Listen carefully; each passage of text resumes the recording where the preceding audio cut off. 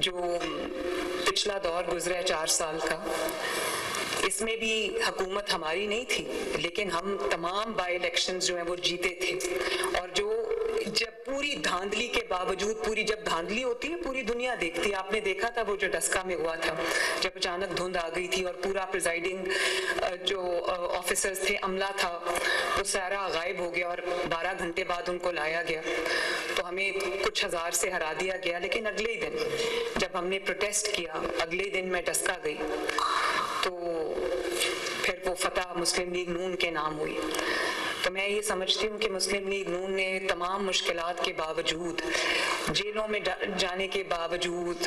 پورے خاندانوں پہ، جماعت پہ تکلیف کے باوجود، یہاں پر جو میرے دائیں اور بائیں رہنما بیٹھے ہیں، سب نے بہت قربانی بھی دی ہے اور ایک کڑا وقت بھی دیکھا ہے، لیکن خوشی مجھے اس بات کی ہے کہ مسلم لیگ نون نے کبھی سیاسی عمل سے کنارہ اختیار نہیں کیا، اور جتنی بھی مشکلات آئی ہیں تمام کا نہ صرف بہادری سے سامنا کیا، عوام کو اپنی طاقت بنایا، اور کبھی کسی الیکشن کا بائیکاٹ نہیں کیا۔ اور الیکشن کا بائیکاٹ انہوں نے بھی نہیں کیا۔ میں دوبارہ آج یہ بات کہنا چاہتی ہوں کہ ہر جگہ، یہاں پر میرے سامنے تمام کینڈیڈیٹس بیٹھے ہیں، ہر جگہ انہوں نے اپنے کینڈیڈیٹس کھڑے کیے، اور ہمیں موروثی سیاست کا تانا دینے والوں نے کہیں اپنی بیوی کھڑی کی، کسی نے کہیں اپنا بھائی کھڑا کیا، اپنا کزن کھڑا کیا، اپنا رشتہ دار کھڑا کیا، اور بڑی منافقت سے انہوں نے یہ فیصلہ کیا کہ اگر ہم الیکشن ہار گئے تو ہم کہیں گے ہم نے الیکشن کا بائیکاٹ کیا، اور اگر ہم الیکشن جیت گئے تو ہم یہ کہیں گے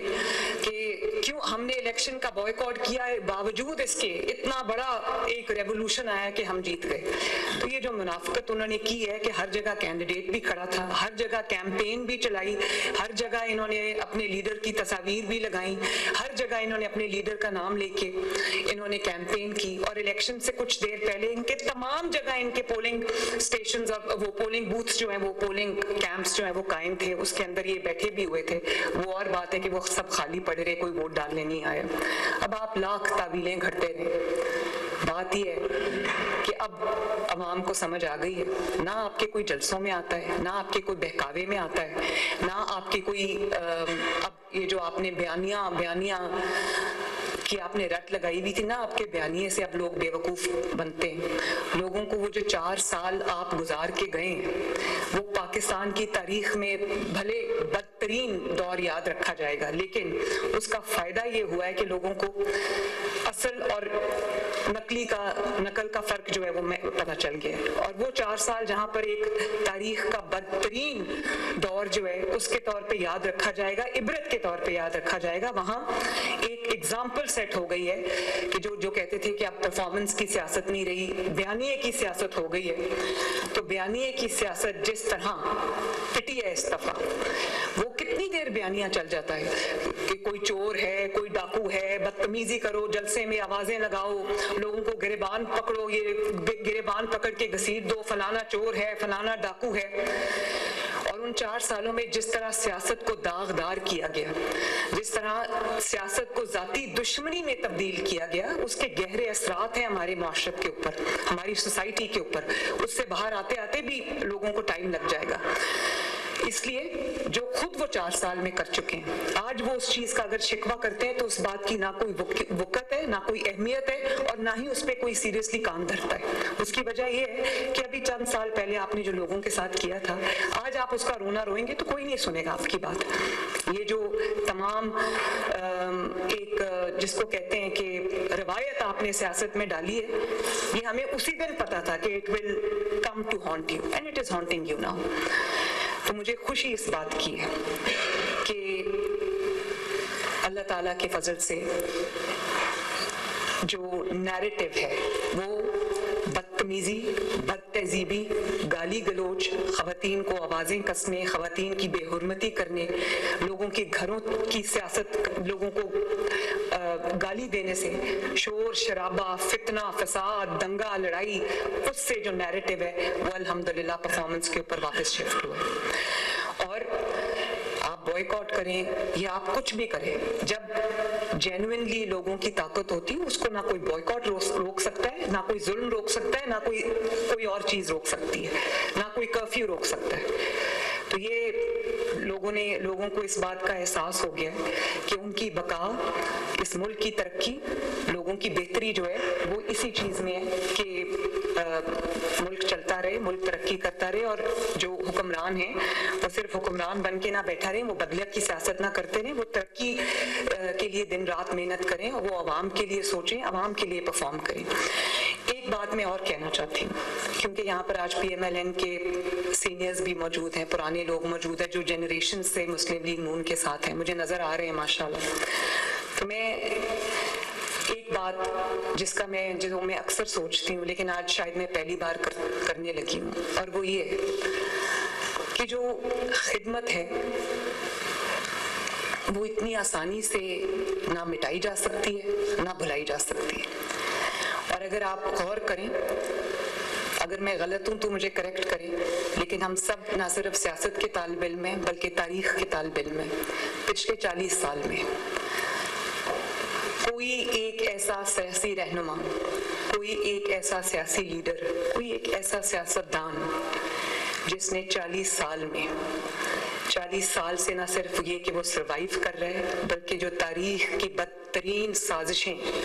وہ ان کے خلاف ہوئی ہیں۔ 3 دفعہ اللہ تعالیٰ نے اقتدار کیا، واحد پولیٹیشین پاکستان کا، واحد سیاسی رہنما پاکستان کا، واحد لیڈر سیاسی پاکستان کا، جس کو اللہ تعالیٰ نے 3 دفعہ پرائم منسٹر بنایا۔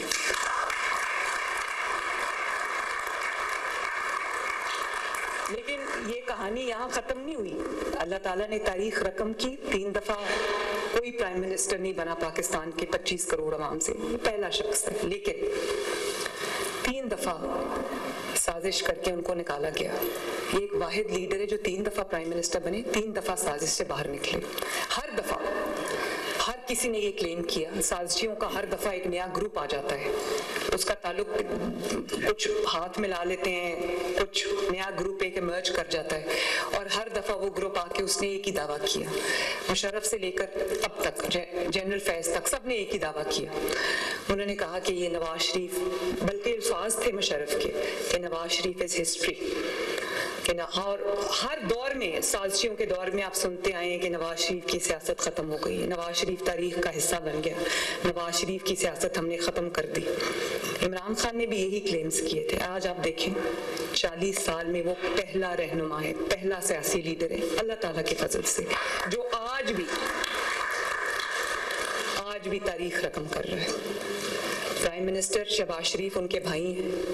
مریم نواز ان کی بیٹی ہے، لیکن حکومت نواز شریف کی ہے۔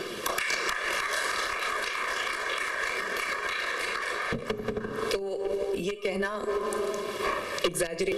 کہ 40 سال میں وہ واحد رہنما ہے جس نے ایک سازش کے بعد دوسری سازش جو ہے وہ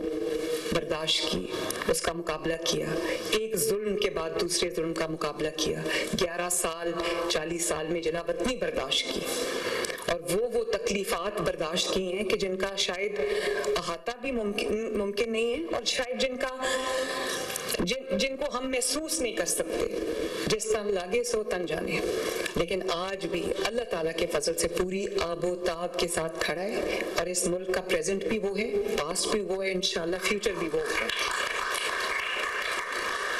اور یہ میں اس لیے نہیں کہہ رہی کہ یہ میرے والد ہیں، میں ایک تاریخ کے طالب علم کے طور پہ میں یہ بات کر رہی ہوں، اور جنہوں نے یہ دعوے کیے، 40 سال سے یہ دعوے ہوتے آ رہے ہیں کہ نواز شریف کی سیاست ختم ہے، نواز شریف کے جو ہے ہم نے ہی از ہسٹری، تو آج تمہارا ذکر بھی نہ ہوگا داستانوں میں۔ آج وہ تاریخ کے کس کوڑے دان میں پڑے ہیں، تاریخ کے کس کتاب میں بند پڑے ہیں، ہم نہیں جانتے۔ جس کے بارے میں وہ یہ کہتے تھے وہ یہ آپ کے سامنے بیٹھے ہیں اللہ تعالیٰ کے فضل سے۔